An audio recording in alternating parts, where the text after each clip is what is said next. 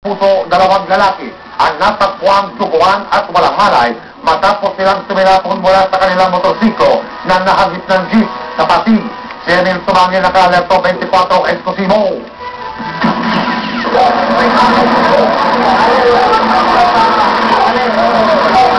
Sa video na ito, malinaw na makikita kung gaano kalayo mula sa motorsiklo tumilapon ang mga sakay nito.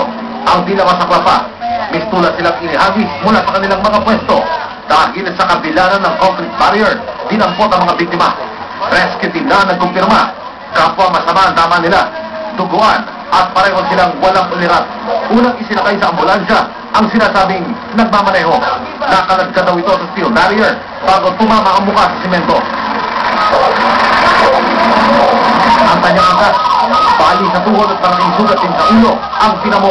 Lower extremities ng isa na bali. Okay.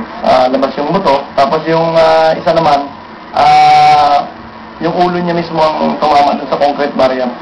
Isinugod sila sa paggamutan at ngayon mahigpit na inoobserbahan ng mga kalagayan. Sinasabi ng mga biktima, nasagi daw ng pampaserong jeep na mabilis ding tumalilis. Kapwa sila walang helmet at ang dala nilang motorsiklo. Napansin din ng mga opisero, modified o binago mula sa original na design nito. Gaya na lamang daw ng manibela at ilang bahagi ng makina nito. Enil Sumangil, naka-alerto, 24.